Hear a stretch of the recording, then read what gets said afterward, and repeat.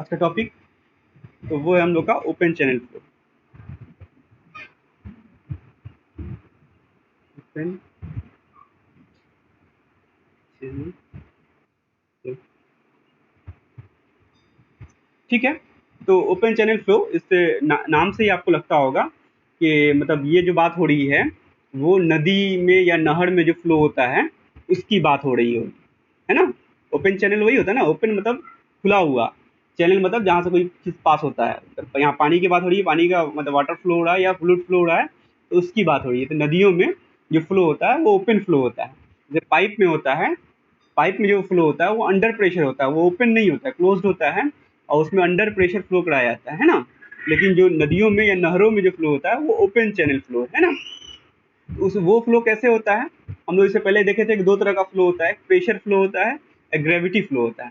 मतलब एक में जो है प्रेशर के थ्रू फ्लो कराया जाता है, जैसे मोटर चलता है तो प्रेशर के थ्रू पानी जो ऊपर जाता है ना, पाइप पाइप के थ्रू, तो वो प्रेशर फ्लो हुआ। और जो नदियों या नहरों में जो फ्लो होता है वो ग्रेविटी की वजह से होता है। मतलब जो नहर होता है या नदी होता है वो थोड़ा थोड़ा ऐसे स्लोप पे होता है ना।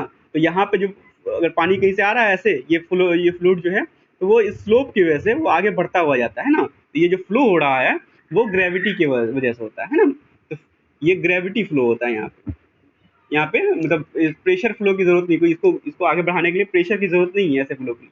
वो जनरली स्लोप की वजह से ग्रेविटी फ्लो होता है ना। ओपन चैनल चैनल जो है फ्लो जो है वो ग्रेविटी फ्लो का एग्जाम्पल है, ठीक है।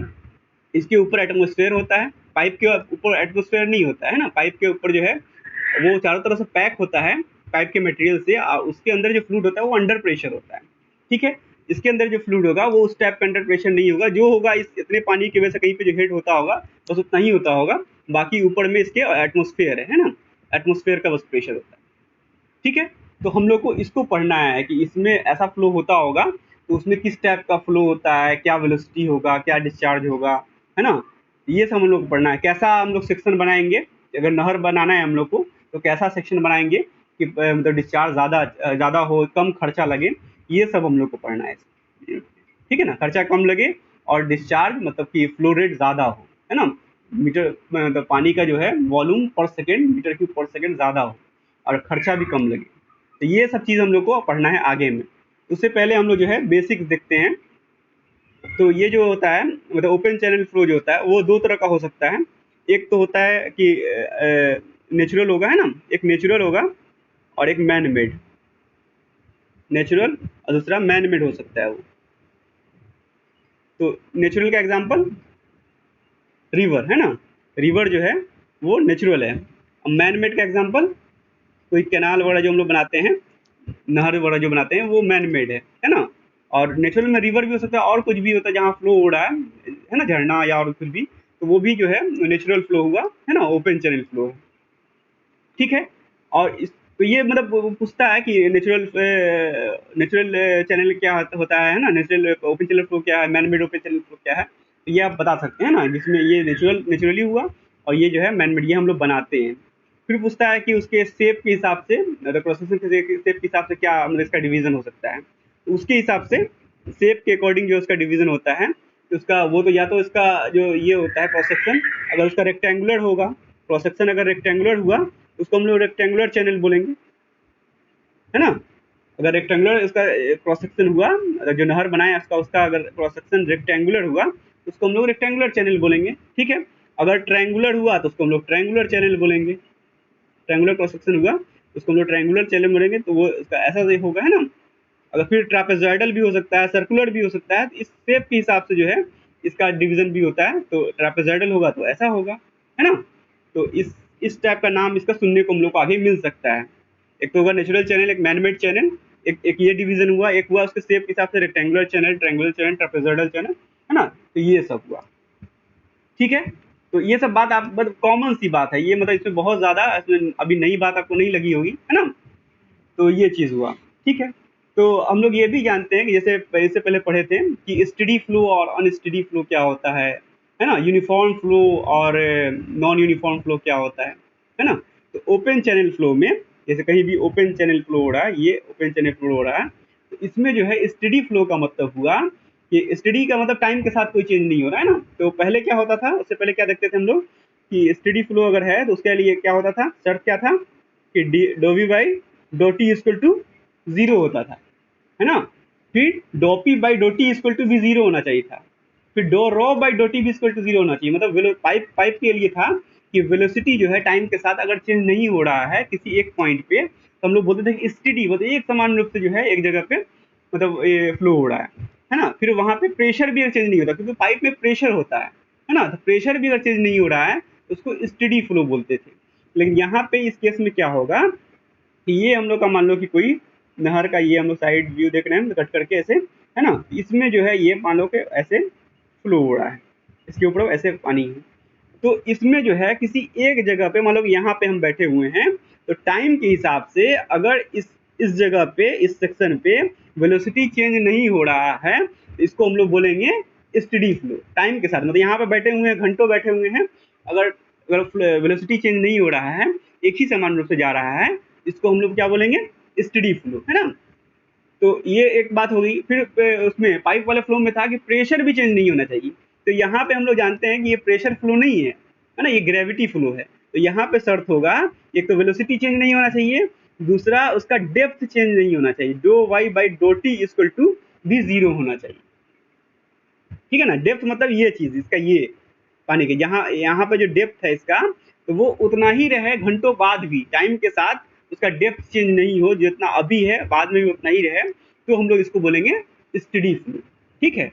फिर इसके लिए शर्त होना चाहिए कि do q by do t equal to भी जीरो होना चाहिए। मतलब क्यू जो है डिस्चार्ज को बोलते हैं, इससे होने वाला डिस्चार्ज, मतलब फ्लो रेट जो है, फ्लो रेट मतलब volume of water flowing per second इसको बोलते हैं। ये सब पढ़ लिए होंगे, है ना, लास्ट यूनिट सब में हम लोग पढ़े थे।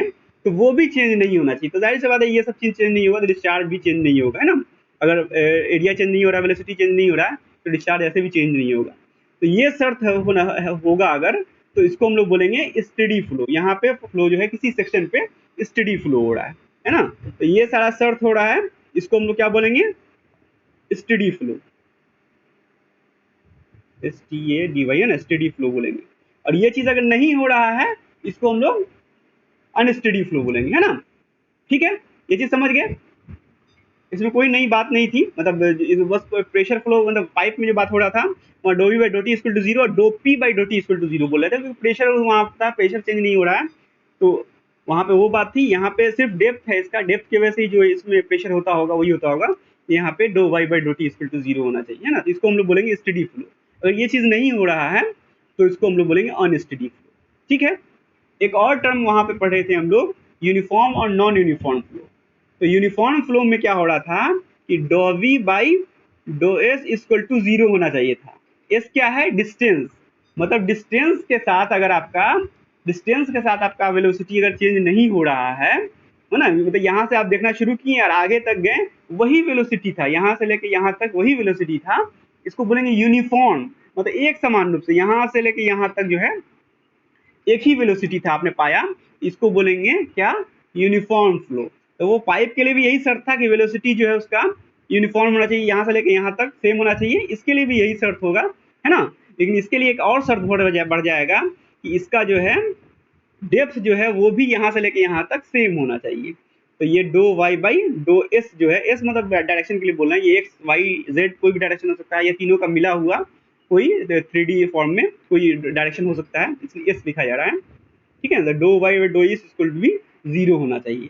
अगर ऐसा हो रहा है, मतलब यहाँ पे जो वेलोसिटी था वही वेलोसिटी आगे बढ़े वहां पे भी था, मान लो कि ये सेक्शन 1 रहा होगा, ये सेक्शन 2 है, यहाँ से हम लोग यहाँ तक आए तो एक ही वेलोसिटी पाया हमने यहाँ से लेके यहाँ तक आने में, और यहाँ से लेके आने तक सेम डेप्थ भी एक ही था, तो हम लोग इसको बोलेंगे, क्या नाम होगा इसका, यूनिफॉर्म फ्लो। यूनिफॉर्म फ्लो, ये दोनों वर्ड भी आपके लिए नया नहीं होगा, ये पाइप फ्लो में हम लोग जानते थे ये बात, है ना। इसको हम लोग स्टेडी कब बोलेंगे, यूनिफॉर्म कब बोलेंगे, ठीक है। तो अगर ये दोनों चीज एक साथ हो रहा है, मतलब स्टेडी भी है और यूनिफॉर्म भी है, तो हम लोग का जो पानी, ये जो फ्लूइड होगा उसको अगर हम लोग देखें तो वो कैसा लगेगा। तो अगर स्टेडी भी है, मतलब यहाँ पे जो है पानी का जो है टाइम के साथ कोई डेप्थ चेंज नहीं हो रहा है ना, और यहाँ से लेके यहाँ तक भी कोई चेंज नहीं हो रहा है, एक समान रूप से है, ना डेप्थ चेंज हो रहा है, ना वेलोसिटी चेंज हो रहा है, ना डिस्चार्ज चेंज हो रहा है, तो आपको इतने दूर के बीच में इतने दूर के बीच में ऐसा लगेगा कि ये पानी ना हो के कोई प्रिज्म हो, पानी का प्रिज्म हो, है ना। कोई प्रिज्म फ्लो करता है ना, जिसमें एक समान रूप से जो है उसका डेप्थ, हाइट, है ना, उसका चौड़ाई, उसका लंबाई, ऊंचाई सब एक समान रूप से होता है, उस वैसा आपको फील होगा, है ना।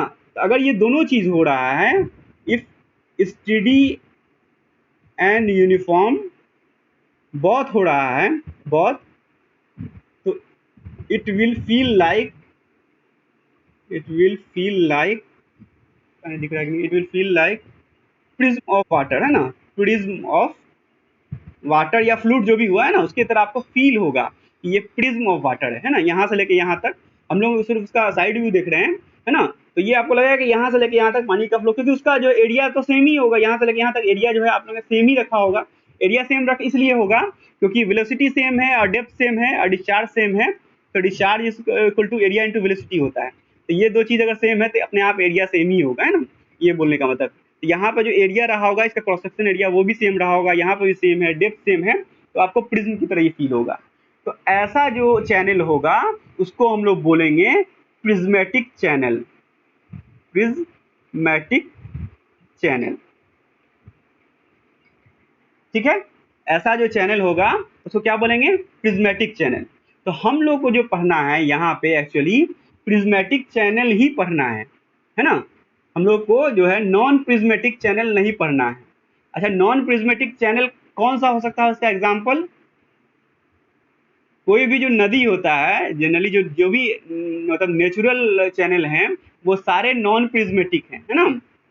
तो जितना नदी का को स्टडी करने के लिए हमें नॉन प्रिज्मेटिक चैनल का स्टडी करना होगा, है ना। लेकिन कोई भी जनरली जो नहर होता है उसमें अगर एक समान रूप से फ्लो कराया जाए तो वो प्रिज्मेटिक चैनल होगा।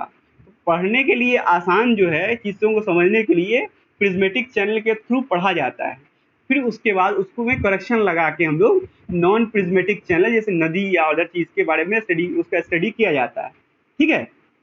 तो बेसिक जो है, जो हम लोग यहाँ सिलेबस में पढ़ना है, जो मेन जो पार्ट है वो हम लोग को प्रिज्मेटिक चैनल के बारे में पढ़ना है ना। तो यहाँ पे ये जो होगा ये प्रिज्मेटिक चैनल होगा, और ये इसका एग्जाम्पल जो है इजी, वो कैनाल वगैरह हो सकता है ना। और नॉन प्रिज्मेटिक जो होगा, कोई अगर नॉन प्रिज्मेटिक होगा उसका एग्जाम्पल क्या होगा, रिवर होगा, है ना। कोई भी नेचुरल जो है वो नॉन प्रिज्मेटिक है। नॉन प्रिज्मेटिक जो चैनल होगा तो उसका एग्जाम्पल जो है नेचुरल चैनल, है ना, नेचुरल चैनल वो जनरली नॉन प्रिज्मेटिक होता है ना। उसमें ऐसा नहीं आपको देखने को मिलेगा एक ही डेप्थ है। नदी में देखो पानी ऊपर नीचे होता रहता है ना। तो डेप्थ चेंज ही नहीं, चेंज होता रहेगा तो वो ना स्टेडी बचेगा ना यूनिफॉर्म बचेगा। तो हम लोग को पहले स्टेडी और यूनिफॉर्म फ्लो वाला जो फ्लो होता होगा, जो प्रिज्मेटिक चैनल बना देता है, उसको ही पढ़ना है यहाँ पे, ठीक है। तो उसको पढ़ने के लिए हम लोग जो है सबसे पहले एक चेज़िज़ इक्वेशन है उसको पढ़ते हैं हम लोग, है ना। चेज़िज़ इक्वेशन है तो वो हम लोग पढ़ते हैं। तो चेज़िज़ इक्वेशन में होप ये समझ में आ गया होगा ये बात कि स्टेडी अनस्टेडी क्या हुआ, है ना, और ये सब जो है प्रिज्मेटिक कब कैसे बना, ये क्या होगा, तो ये समझ में आ गया होगा आपको। तो जो है अब अभी हम लोग को जो है पढ़ना सबसे पहले इस ऐसे प्रिज्मेटिक चैनल फ्लो को स्टडी करने के लिए चेज़िज़ ने एक इक्वेशन बनाया, है ना, उसका नाम चेज़िज़ इक्वेशन है। तो उन्होंने आफ्टर डेरिवेशन, है ना, उसका यहाँ पे डेरिवेशन नहीं है, हालांकि छोटा मोटा है, वो कभी बोलोगे तो हो जाएगा, तो लेकिन इस सिलेबस में नहीं है, कभी पूछा हुआ भी नहीं, इसलिए उसमें हम नहीं जा रहे हैं अभी। तो चेज़िज़ इक्वेशन जो है, चेज़िज़ साइंटिस्ट थे, उन्होंने बताया कि ऐसे चैनल में अगर कोई वेलोसिटी होगा तो उस वेलोसिटी का वैल्यू होगा v इजकल टू c√mi, ठीक है, c√mi, या इसी को ऐसे भी लिखते हैं c√r(s). m की जगह पे कभी r भी बोला जाता है, i की जगह पे s भी बोला जाएगा, है ना। तो अभी देख लेते हैं कि वो सब क्या है ना। तो जहाँ पे v जो होगा हम लोग का, v जो है ये है वेलोसिटी ऑफ फ्लो होगा, वेलोसिटी ऑफ फ्लो है।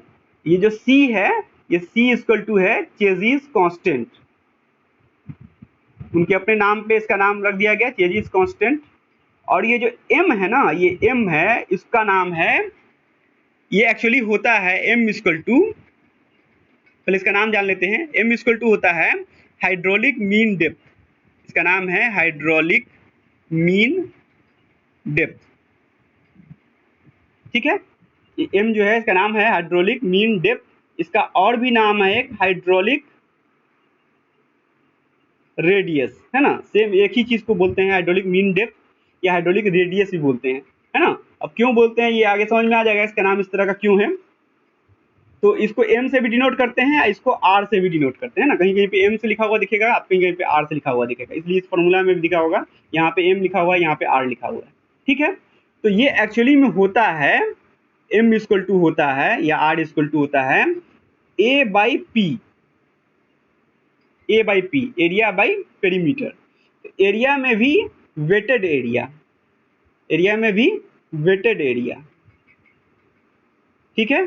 अब पेरीमीटर में भी वेटेड पेरीमीटर, वेटेड पेरीमीटर, ठीक है। तो अब इन दोनों टर्म को हम लोग जानते हैं, एरिया और पेरीमीटर तो हम लोग पहले से जानते थे, वेटेड एरिया और वेटेड पेरीमीटर जानते हैं।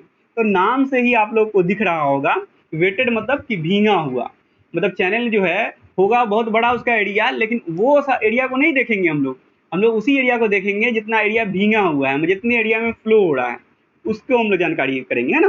तो वेटेड एरिया और वेटेड पेरीमीटर जो है वो क्या क्या होगा, ठीक है। समझ गया, वेटेड मतलब भींगा हुआ, वेट मतलब भींगा चीज होता है, भींगा हुआ एरिया या भींगा हुआ पेरीमीटर को जो है हम लोग वेटेड एरिया वेटेड पेरीमीटर बोलते हैं। एरिया पेरीमीटर तो आप लोग समझते ही हैं। तो सबसे पहले हम लोग फॉर रेक्टेंगुलर चैनल के लिए ये सब वैल्यू क्या होगा वो देखते हैं, ठीक है। For rectangular channel, rectangular channel, ठीक है। तो रेक्टेंगुलर चैनल जो होता है वो इस टाइप का आपको देखने को मिलेगा, है ना, इस टाइप का। तो इसका जो अपना ये जो है इसका अपना जो ये हाइट है ये कुछ भी हो सकता है। तो मान लो कि इसका हाइट जो है ये डी है ना, और इसका जो अपना हाइट है डेप्थ है ना, नीचे करते हैं ना, ठीक है।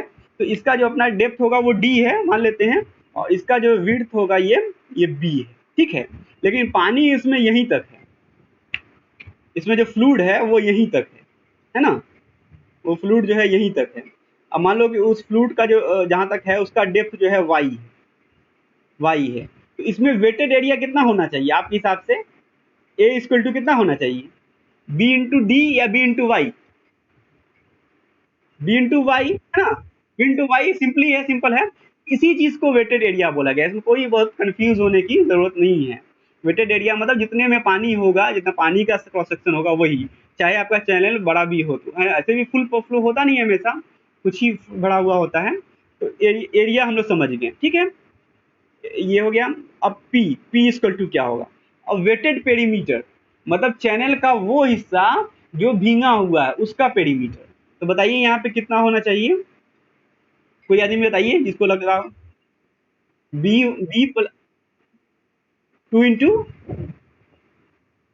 एक्चुअली में देखिए, एक्चुअली में इसका पेरीमीटर होगा, ऊपर तो आसमान में ये खुला हुआ होता है, वो होगा बी प्लस 2 डी, है ना। पेरीमीटर ये होता है ना, डी प्लस बी फिर डी, तो बी प्लस 2 डी होना चाहिए।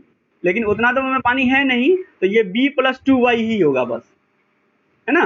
तो बी प्लस ये 2 वाई ही होगा।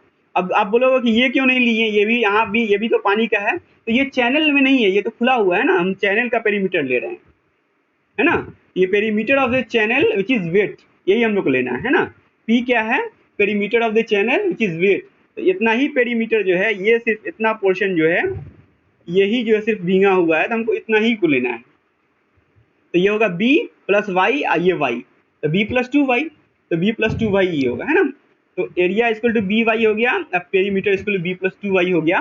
तो यहाँ पे हम लोग का इसके हिसाब से एम इक्वल टू हो जाएगा, ए बाई पी होता है, तो वो हो जाएगा कितना, ए जो है बी वाई है, तो B y by B plus 2 y, ठीक है। इस तरह से जो है, अब ये सब क्या है, ये सब छोटा मोटा क्वेश्चन आपसे पूछेगा। कोई रेक्टेंगुलर चैनल है, इसका इसका ये चौड़ाई बता देगा, इसका डेप्थ बता देगा, बोलेगा पानी जो है 2 ही मीटर है, 1 ही मीटर है, तो आप बताइए कि उसका हाइड्रोलिक मीन डेप्थ एम कितना होगा। आपको पहले भींगा हुआ एरिया निकालना होगा, वेटेड एरिया निकालना होगा, वेटेड पेरीमीटर निकालना होगा, उन दोनों को डिवाइड करके इसको एम बताना होगा कितना होगा ना। ये छोटा मोटा 1-2 मार्क्स का क्वेश्चन पूछ सकता है, या ऑब्जेक्टिव, ठीक है। तो ये चीज़ है, ये एम जो है हाइड्रोलिक मीन डेप्थ जिसको बोलते हैं। तो मीन डेप्थ इसलिए बोले हैं कि एरिया बाई पेरीमीटर है ना, कोई सी एरिया से पेरीमीटर डिवाइड कर दिए तो वो डेप्थ के चीज टाइप का चीज़ आ जाता है ना, इसलिए इसका नाम मीन डेप्थ है या रेडियस है, हाइड्रोलिक रेडियस इसको बोलते हैं। तो M equal to A by P है ना। तो ये चीज़ समझ में आ गया होगा। तो ये रेक्टेंगुलर चैनल के लिए ये चीज़ हुआ, ठीक है। और ये जो एक और टर्म था यहाँ पे आई या एस जो है, यहाँ पे सी रूट अंडर एम आई है ना, यहाँ पे देखो दिखता होगा। बी इक्वल टू सी जो है, सी चेंजेस कांस्टेंट है, वी वेलोसिटी है, एम और आर समझ में आ गया है ना, सी भी समझ में आ गया। ये आई और एस क्या है, तो ये स्लोप है, आई है या ये एस है। आई भी स्लोप को डिनोट करते हैं, ग्रेडियंट को, है ना, एस भी स्लोप को डिनोट करते हैं। ये स्लोप ऑफ चैनल है, ये स्लोप ऑफ चैनल है। जैसे यहाँ पे ये चैनल है ना, यहाँ पे ये, तो इसका स्लोप होगा, ये जो एंगल होगा ना, ये एंगल है ना, ये चैनल जो है किसी स्लोप पे बना होगा तभी पानी फ्लो होता है। अगर बराबर होगा तो पानी भरना शुरू हो जाता है, पानी ऊंचा होना शुरू होगा, कभी फ्लो नहीं करेगा, आगे नहीं बढ़ेगा, है ना। तो ये जो है, ये जो स्लोप रहा होगा, तो ये एस है ना, ये चीज़ एस है यहाँ पे, ये एस या आई जो है वो ये चीज़ है, स्लोप है ना, चैनल का स्लोप। तो जितना इससे ये भी समझ में आ रहा है हम लोग को कि जो वेलोसिटी तब ज़्यादा होगा जब इसका स्लोप ज़्यादा हो। ऐसे भी है, किसी चीज़ को ढुलकावां पर रख दो, पानी बहुत तेज पास करेगा, ज़्यादा ढुलकावां हो तो, है ना। तो स्लोप जितना ज़्यादा होगा उतना ज़्यादा वेलोसिटी होगा, जितना ज़्यादा उसका हाइड्रोलिक मीन डेप्थ होगा उतना ज़्यादा वेलोसिटी होगा। ये फॉर्मूला से दिख रहा है ना। तो ये चीज़ है, ठीक है। ये कभी कभी क्वेश्चन ऑब्जेक्टिव में पूछ सकता है कि वी वेरीज रूट आई होता है ना। अगर स्लोप बढ़ा देंगे तो क्या होगा, तो आप बताइएगा वेलोसिटी बढ़ेगा, ऑप्शन होंगे। हाँ, कोई कुछ पूछ रहा है।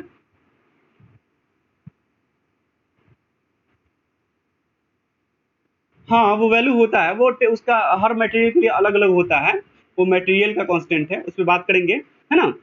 वो कि कोई मतलब जैसे चैनल आपका कंक्रीट का बना हुआ है तो उसका अलग सी का वैल्यू होगा। चैनल अगर आपका पत्थर उत्थर का बना हुआ है ना, पत्थर को भी रख रख के बनाते हैं ना चैनल, नहर वहर बनाते हैं तो पत्थर रखा होता है, तो उसके लिए अलग होगा। मिट्टी है तो मिट्टी में भी कैसा मिट्टी है उसके लिए सी का वैल्यू अलग होगा। तो ये जो है मटेरियल डिपेंडेंट है कि मटेरियल कैसा है उसके हिसाब से सी का वैल्यू होगा, ठीक है। तो सी को थोड़ा आगे डिस्कस करना है, तो उसको इसलिए इसको टर्म को ज़्यादा डिस्कस नहीं कर रहे हैं। सी चेंजेस कांस्टेंट है और जो मटेरियल डिपेंडेंट होता है ना, यहाँ पे लिख देते हैं, नहीं तो डिपेंड्स ऑन मटेरियल, है ना, depends on roughness of material, roughness of material या चैनल, ठीक है। तो ये सब चीज़ हो गया। तो इसका हर टर्म हम लोग समझ गए, v equal to C root under m i या रूट आर एस जो है, इसका हम लोग हर टर्म समझ चुके हैं। अब जो है ये रेक्टेंगुलर चैनल का हम लोग बात किए, उसके लिए एम इतना होगा।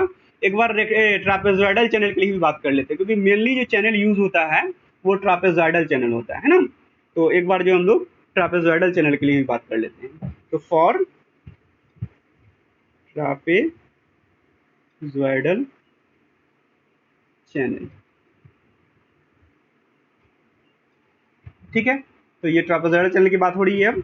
तो उसमें जो है ट्रापेजॉइडल चैनल कैसा होता है, समलन चतुर्भुज जैसा ना, तो वो पता है आप लोग को, वो ये ऐसा होता है। और जनरली जो है चैनल होता है जो हम लोग का, वो इसी शेप का होता है। जितना भी देखेंगे आप लोग नहर वगैरह, वो इसी शेप का होता है। इसलिए जो भी आपको क्वेश्चन पूछा जाएगा वो रेक्टेंगुलर पे ना पूछ के आपको ट्रापेजॉइडल पे पूछा जाएगा। हाँ बोलिए, कोई कुछ बोल रहा है, ठीक है। तो ये जो है हम लोग का ट्रापेजॉइडल चैनल है। तो उसका जो है, ये जो है विड्थ वो बी होगा, मान लेते हैं ये बी होगा। इसका अपना डेप्थ जो है कुछ भी हो सकता है, वो डी हो सकता है, ये डी होगा। लेकिन इसमें जो है फ्लूइड जो है फ्लो हो रहा है जहाँ तक, उसका डेप्थ जो है वो मान लेते हैं कि वो वाई है, यहीं तक पानी है ना, ये है। अब जो है इसका एरिया क्या होगा, तो इसका एरिया होता है 1/2 गुना पैरेलल साइड का सम इनटू हाइट। तो पैरेलल साइड एक बी है और एक ये है, तो ये नहीं पता है ना हम लोग को, बी तो पता है, ये नहीं पता है। तो उसको कैसे निकालेंगे, तो उसको जानकारी के लिए जो है यहाँ पे वो स्लोप दे देता है कि ये जो साइड है ना, ये साइड जो है उसका क्या स्लोप है वो बता दिया होता है। तो इसका स्लोप जो होता है जनरली इस टर्म में होता है, 1:n के टर्म में होता है। मतलब 1 वर्टिकल अगर होगा तो n हॉरिजॉन्टल होगा, या यूं बोल लें कि अगर कोई चीज़ n अगर हॉरिजॉन्टल है तो 1 वर्टिकल होगा। इसका ये मतलब होगा कि अगर n जो है अगर 2 मीटर है, n अगर 2 है अगर यहाँ पे, इसका ये मतलब हुआ कि कोई चीज़ अगर 1 मीटर ऊंचा है तो ये 2 हॉरिजॉन्टल होगा, है ना। ये मतलब हुआ n अगर 2 है तो इसको समझ में आ जाएगा अभी, ये इसके लिए ज़्यादा परेशान होने की जरूरत नहीं है ना। तो ये चीज़ हो गया।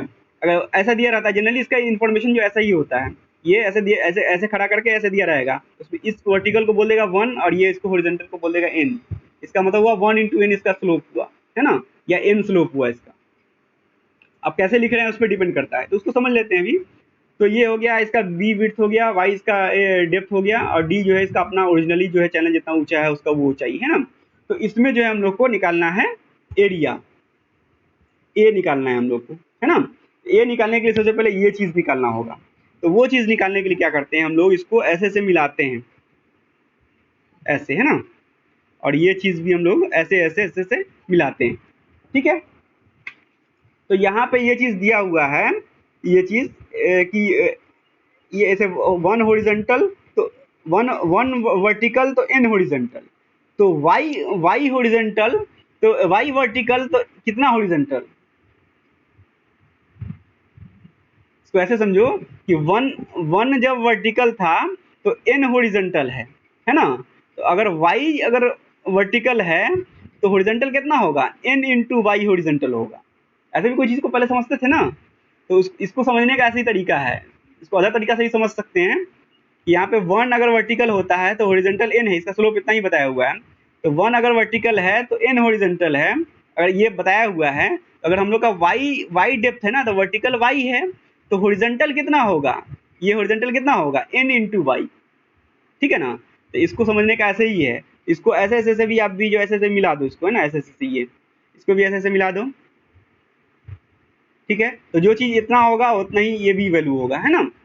तो यहाँ पे देखो ये जो थीटा है, यहाँ पे थीटा, अगर ये चीज़ नहीं समझ में आया तो बता रहे हैं, अगर ये समझ में आ गया है तो फिर कोई बात नहीं। मान लो कि ये एंगल थीटा है, ये थीटा है मान लो, तो tan थीटा इक्वल टू कितना हो जाएगा, tan थीटा इक्वल टू हो जाएगा n/1, है ना, p/b होता है ना, तो n/1। और ये जो थीटा है ना, यही थीटा जो है आपका, ये थीटा हो गया, तो ये 90 माइनस थीटा हो जाएगा अपने आप, है ना। तो ये 90 माइनस थीटा हो गया, तो आपका फिर ये कितना होगा, ये कितना होगा, ये 90 माइनस थीटा, तो ये भी 90 माइनस थीटा हो जाएगा ना, क्योंकि ये जो है क्या है, कॉरेस्पॉन्डेंस एंगल है। ये 90 माइनस थीटा होगा तो ये भी 90 माइनस थीटा हो जाएगा, है ना। तो ये बच जाएगा आपका थीटा, ठीक है। तो ये तो tan theta equal to n/1 आ गया है, और हमको यहाँ पे tan थीटा अगर लगाएंगे तो ये जो दूरी है उतना बटा ये आ जाएगा, है ना। तो ये दूरी कितना है, तो इसको मान लेते हैं कि ये x है, ये मान लो कि x है। तो tan थीटा इक्वल टू इसके हिसाब से tan थीटा इक्वल टू हो जाएगा x/y, है ना। तो यहाँ पे tan थीटा का हम लिख सकते हैं x/y इक्वल टू n/1 हो जाएगा। तो यहाँ पे हम लोग का आ जाएगा कि x equal to ny, x equal to ny, है ना। तो ये चीज़ हो जाएगा आपका वो ny के बराबर हो जाएगा, n × y के बराबर। होप अगर समझ में आ गया तो हाँ बोल दीजिए, है ना, नहीं तो फिर दूसरे तरीका से समझाना होगा। कोई बड़ा चीज़ नहीं है, आप लोग के लेवल पे ये चीज़ समझना बहुत आसान चीज़ है ना। कि अगर इसका स्लोप जो है बताया हुआ है कि थीटा है, अगर मान लीजिए 1:n स्लोप बताया हुआ है, तो tan थीटा इसका मतलब हुआ कि मतलब n/1, है ना।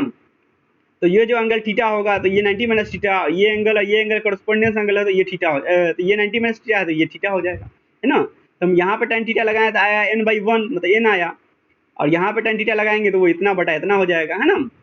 तो उसके हिसाब से हम लोग x ये जो दूरी होगा वो निकाल सकते हैं। तो इसको समझने का वो लेंदी प्रोसेस है। सबसे अच्छा प्रोसेस यही है कि ये इसको ऐसे समझना चाहिए कि 1 जब वर्टिकल है तो n हॉरिजॉन्टल, तो हमारे केस में जो है y वर्टिकल है तो n × y जो है n टाइम्स ऑफ जो भी डेप्थ होगा उतना जो है ये चीज़ होगा, है ना। ऐसे याद रखना है। तो ये चीज़ इतना, ये चीज़ ny हो जाएगा, और ये इधर ये भी जो होगा इधर इधर दोनों सिमिलरिटीज है, तो ये भी जो है n × y हो जाएगा हम लोग का, है ना। तो एरिया इक्वल टू हो जाएगा हम लोग का। तो एरिया को लिखने से पहले जो हम लोग एक टर्म लिखते हैं टॉप विड्थ, मतलब ऊपर वाला जो ये है इसको लिख लेते हैं, इसको हम टॉप विड्थ बोलते हैं। टॉप विड्थ इक्वल टू हो जाएगा कितना होगा बताइए, ये जो है b है, इतना दूरी ये b है, तो b प्लस ny और ny, है ना, ny प्लस ny, तो ये हो जाएगा b प्लस 2ny, है ना। ये टर्म जो है ये आप लोग जो है एक दो बार अगर नहीं समझ में आया तो थोड़ा सा खुद से प्रैक्टिस करना, तो शायद उससे आपको समझ में आ जाए, लेकिन होप समझ में आ गया होगा, कोई दिक्कत नहीं होनी चाहिए, कोई बड़ी चीज़ नहीं है ना। तो ये जो है टॉप विड्थ इक्वल टू हो गया, ये इतना दूरी बी है तो यहाँ पे ये भी तो अपने आप बी ही हो जाएगा ना, इतना ये इधर एन वाई मिलकर 2 NY है ना, टॉप विड्थ हो गया बी प्लस 2 NY, तो ये चीज़ हो गया टॉप विड्थ है ना। तो एरिया इक्वल टू होगा ए इक्वल टू हो गया कोई भी समलंब चतुर्भुज जो होता है ना, तो उसका जो एरिया होता है 1/2 गुना समानांतर भुजाओं का योगफल गुना ऊंचाई, ऐसे होता है ना। तो 1/2 गुना इसका और इसका सम है ना, टॉप विड्थ और बॉटम विड्थ का सम है ना, वो होगा। तो बी प्लस ये वाला बी प्लस 2 NY इंटू क्या होगा, ये इसका डेप्थ कितना है, ये y है ना, तो ये y होगा, तो ये y लिखेंगे है ना। तो ये चीज़ हो जाएगा। तो इसमें हम जब b प्लस बी होगा तो ये 2b हो जाएगा यहाँ पे, तो ये 2b प्लस 2NY होगा, और यहाँ पे डिवाइड बाई 2 है ये इंटू y। इससे 2 बाहर ले लेंगे तो 2 से 2 कट जाएगा है ना, तो ये बचेगा, इससे ये 2 बाहर ले लेंगे तो 2 प्लस बी प्लस NY बचेगा, यहाँ पे यहाँ 2 है ही है इंटू वाई है, ये 2 से 2 कट जाएगा, तो बचेगा area equal to B plus NY into y. ठीक है, तो इस टर्म में हमेशा याद रखना है इसको, बाकी जो काम किए हैं अभी इसको भूल जाइए, हमेशा इस टर्म में याद रखिए कि जो है एरिया इक्वल टू हम लोग का होगा B plus NY into y है ना। यहाँ पे y तो पता ही है कि डेप्थ है, b जो है बॉटम का विड्थ है, और n जो है हमेशा स्लोप है, जिसमें स्लोप अगर इस टर्म में होगा तब कि 1 हॉरिजॉन्टल और n मतलब वर्टिकल बटा हॉरिजॉन्टल अगर 1:n हो तो ये हम लगाएंगे है ना, n ये है ना। ठीक है, समझ में आ गया। यहाँ पे ये थीटा हो अगर तो tan theta equal to n होना चाहिए, अगर हो सकता है कहीं पे स्लोप एंगल ये बताया होगा तो tan थीटा इक्वल टू अगर n होगा तो हम यहाँ पे लगा देंगे, मतलब ये n जो है tan थीटा के बराबर होना चाहिए। ठीक है, तो ये हो गया हम लोग का एरिया निकला है। पेरीमीटर बताइए कितना होगा, पेरीमीटर इक्वल टू, अब इसमें जो पेरीमीटर होगा वो पेरीमीटर क्या होता है, मतलब सारे साइड का सम होता है ना। तो एक साइड ये होगा जो भींगा हुआ है, वेटेड पेरीमीटर की बात हो रही है, जो भींगा हुआ है, एक साइड ये होगा, दूसरा ये इंक्लाइंड वाला ये साइड होगा, तीसरा ये वाला साइड होगा। ऊपर तक तो पानी है ही नहीं तो वेटेड उतना नहीं है, तो हमको इसको ही निकालना है। तो ये होगा b plus 2 into side width है ना, साइड विड्थ जो होगा वो साइड विड्थ ये है हम लोग है ना, इसको निकालना होगा हम लोग को, ये कितना होगा। तो अभी तो हम लोग ये निकालें तो NY आया, तो अब ये कितना होगा। ठीक है, उसको निकालने के लिए हम ऐसे समझते हैं कि यहाँ पे अगर ये 1 है तो ये n था, तो ये जो इंक्लाइंड वाला कितना होगा, रूट अंडर 1 प्लस n का स्क्वायर होगा। ये 1 है, ये n है, तो ये जो साइड होगा ये होगा रूट अंडर 1 प्लस n का स्क्वायर, मतलब 1 का स्क्वायर प्लस n का स्क्वायर है ना। तो 1 का स्क्वायर तो 1 ही रह जाएगा, तो n का स्क्वायर n स्क्वायर हो जाएगा है ना। तो ये साइड ऐसे हो जाएगा। तो अभी अभी हम लोग देखें कि हॉरिजॉन्टल के इसमें n था, तो हम लोग n से, और वर्टिकल अगर 1 है तो हॉरिजॉन्टल n हो गया, और इंक्लाइंड वाला root under 1 plus n square हो गया। तो हमको हॉरिजॉन्टल वाला चीज़ निकालना था, तो क्या किए, हॉरिजॉन्टल वाले टर्म से हम जो है डेप्थ को गुना कर दिए, तो हमको ये हॉरिजॉन्टल वाला टर्म निकल गया। उसी तरह हमको इंक्लाइंड वाला लेंथ निकालना है, तो इंक्लाइंड वाला जो टर्म आया है उससे हम लोग डेप्थ से गुना कर देंगे, तो इंक्लाइंड वाला टर्म निकल जाएगा है ना। क्यों, क्योंकि जो ऐसा इसको माना ही गया है कि वर्टिकल वाले टर्म को 1 माना गया है, तो वर्टिकल अगर 1 होगा तो ये n होगा, तो ये इतना होगा। तो वर्टिकल अगर y होगा तो ये NY होगा, ये root under 1 plus n square into y होगा है ना। तो ये आसानी से समझने के लिए क्योंकि हमको सब कुछ y के टर्म में लिखना है, तो जानबूझ के स्लोप को हम लोग वर्टिकल को 1 रखते हैं, क्योंकि 1 के लिए इतना तो y के लिए कितना होगा ऐसे समझने के लिए है ना। तो होप ये चीज़ समझ में आ गया होगा। तो साइड विड्थ होगा कितना, अभी हम लोग क्या समझे, b प्लस 2 इंटू कितना, root under 1 plus n square into कितना y है ना, ये चीज़ होगा। अच्छा नहीं दिख रहा, ये चीज़ है ना, है ना, b प्लस 2 तो लिखे थे, साइड विड्थ कितना होगा, रूट अंडर, इसको ऐसे लिख लो ब्रैकेट में कर दो, root under 1 plus n square into y. जैसे यहाँ पे हॉरिजॉन्टल इसका जानना था हम लोग को, हॉरिजॉन्टल तो n इंटू वाई कर दिए थे, उसी तरह हम लोग को साइड वाला जानना होगा, तो साइड का ये टर्म है root under 1 plus n square, तो उसमें गुना कर दिए डेप्थ से, तो ये हो जाएगा ना। तो साइड विड्थ ये होगा, ये हमेशा याद रखना है आपको, कितना निकल के आएगा। इसको फिर चाहो तो tan थीटा cos थीटा लगा के भी cos थीटा या sin थीटा जो भी लगा के भी ऐसे ये निकल जाएगा, है ना, लेकिन वो लेंथी टाइम होगा, बिना मतलब का डिस्कशन होगा। आपके लेवल पे लोग इतना समझ जाते हैं आसानी से, है ना, या घर पे भी कर लोगे वो, ठीक है। तो ये P हुआ, तो हम लोग का M इक्वल टू कितना होगा, M इक्वल टू होता है A by P, M equal to होता है A बाई P, है ना, ये ना होता है। तो ये इक्वल टू हो जाएगा, ये जो आपका A कितना था, A इतना था, B plus N y into y divided by B plus 2 into root under 1 plus N square into y, है ना। तो ये आपको याद रखना होगा, इसका जो एरिया निकल के आया ये टर्म, ये याद रखना होगा, इसका जो पेरीमीटर निकल के आया ये टर्म आपको याद रखना होगा, है ना। M जो है ये भी आपको याद रखना होगा, क्योंकि बार बार ये काम जो है आप नहीं करोगे, है ना। तो ऐसे भी कोई 2 बार लिखोगे तो खुद ही याद हो जाएगा। तो जनरली जो बात होगी वो ट्रापेजॉइडल सेक्शन पे होगी, है ना, उसका ही आपको पूछा जाएगा कि हाइड्रोलिक मीन डेप्थ बताइए, उसका ही जो है आपको चेजिस के हिसाब से जो है वेलोसिटी का जो फॉर्मूला होता है v equal to C root under R S, है ना। तो ये वेलोसिटी पूछा जाएगा कि कितना होगा, तो आपको बताना होगा, ठीक है ना, समझ गए। तो आर जो आप निकाल सकते हैं, एस तो दिया ही होगा। अच्छा, अगर वेलोसिटी जो है सी रूट अंडर आर एस है तो क्यू इक्वल टू कितना होगा, क्यू इक्वल टू होता है एरिया गुना वेलोसिटी, है ना। तो क्यू इक्वल टू होता है एरिया गुना वेलोसिटी, जब हम लोग ये 4th यूनिट में पढ़े होंगे, क्यू इक्वल टू होता है एरिया गुना वेलोसिटी। तो यहाँ पे क्यू इक्वल टू हो जाएगा, वेलोसिटी की जगह पे ये वैल्यू रख देते हैं, तो ये हो जाएगा a c root under r into s, तो ये चीज हो जाएगा। तो ये डिस्चार्ज का ये फॉर्मूला हुआ और वेलोसिटी का ये फॉर्मूला हो, जिसमें आर निकालने के लिए, जो आर है या जिसको एम बोल रहे हैं, उसको निकालने के लिए सारा काम कर रहे हैं हम लोग, ये वेटेड एरिया, वेटेड पेरीमीटर, है ना, ये चीज कर रहे हैं हम लोग, है ना। ये सी गिवन होगा, एस गिवन होगा किसी चैनल का, ये जो ये आर है, ये एम जो है, ये वैल्यू पे निकालना है ही मेन सेक्शन का, ये इंपॉर्टेंट, ठीक है। होप ये समझ में आ गया होगा। इस पे क्वेश्चन करते हैं तो और क्लियर हो जाएगा।